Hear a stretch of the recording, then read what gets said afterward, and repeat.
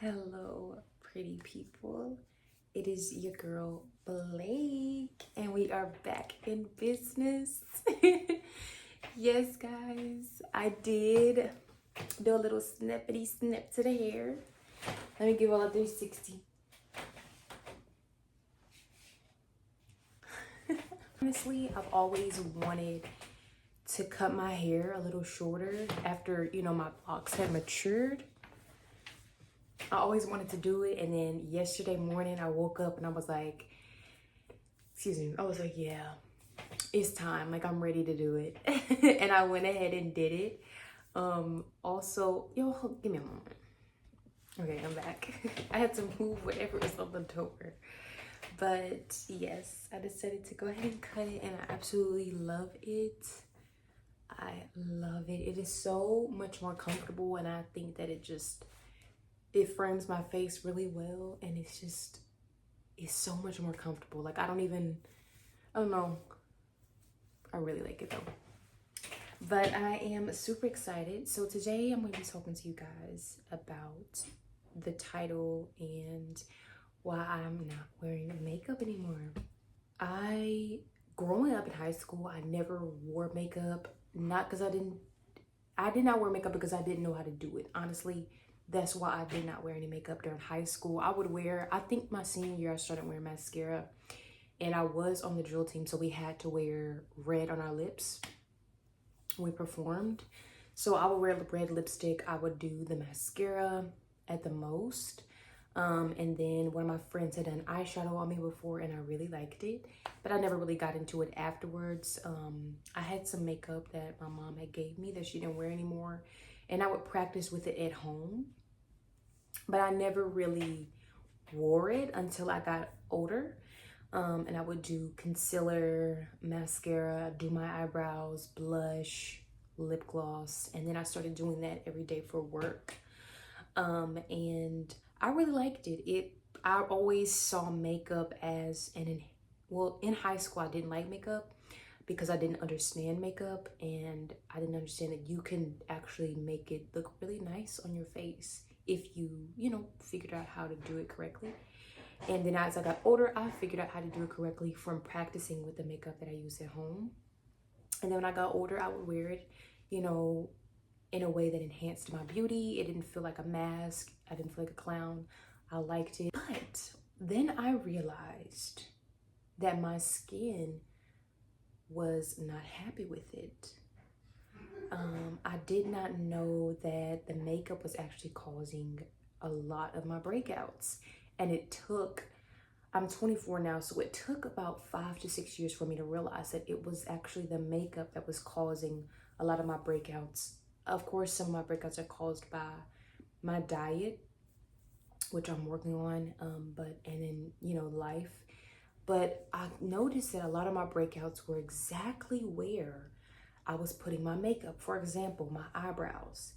Every single time, it was like every month, like at the end of the month, I would get breakouts on my eyebrows. And they would literally just be on my eyebrow. And I'm like, what is going on? Like, why do I always get breakouts on my eyebrows? As well as I started getting breakouts on the side of my head and right to my cheek.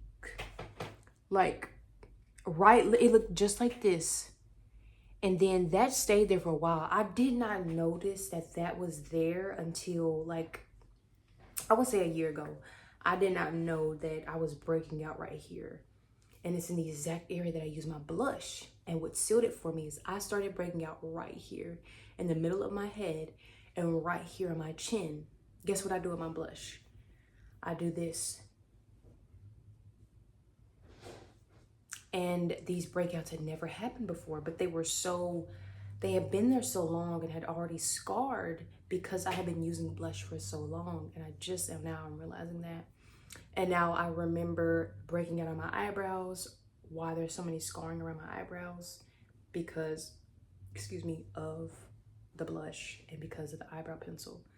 I also, right here, when I would wear concealer and when I would wear mascara, throughout the day, my eyes would get so dry. And I'm like, I think it's my contacts. No, it was the mascara and it was the concealer that was just drying out my eyes.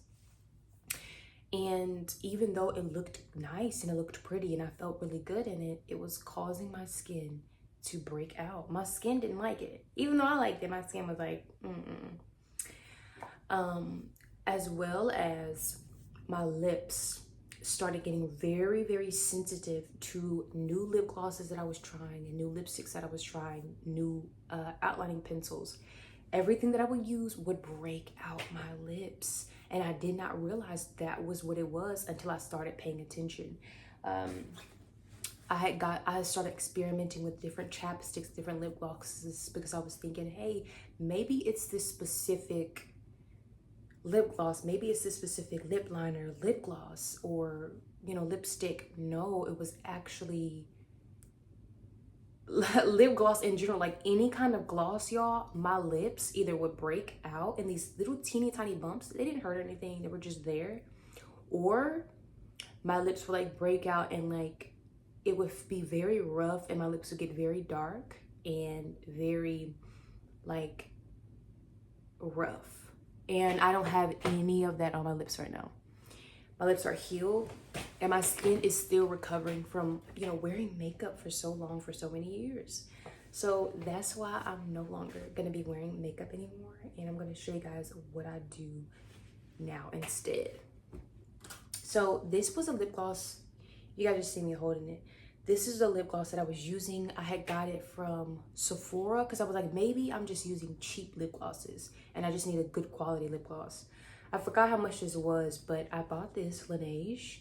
And at first it was working really good. It smells so good. It smells like gummy bear. I was using it, it was doing good. And then I broke out. And I was like, okay, it don't matter if it's cheap. It don't matter if it's expensive. It's gonna break me out. My lips just do not agree with lip gloss. So instead I use Vaseline. Y'all know what Vaseline look like. I use this little tiny baby one or the bigger one. I use Vaseline for my lips. And I also found this really nice brand. I found this at TJ Maxx yesterday and it came in a pack of 3. I have the cherry with me right now.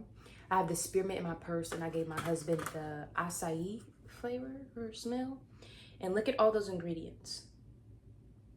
Can you see those? Hold up. Okay.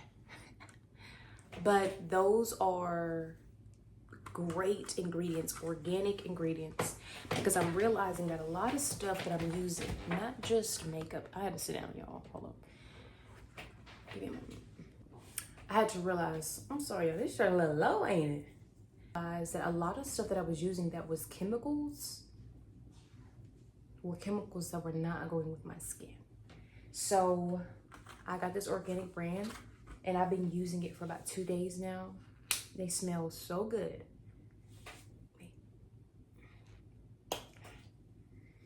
It smells so good. This is the cherry one. Look, all your lips need to do is be moisturized. They don't gotta be glossy. I know they look good glossy, but your lips don't gotta be glossy all the time. And then this is what I use for my skincare for now. And I'm gonna be giving you updates on what I'm gonna be transitioning to regarding my skincare. But this is what I use right now. And this is an Ordinary hyaluronic acid.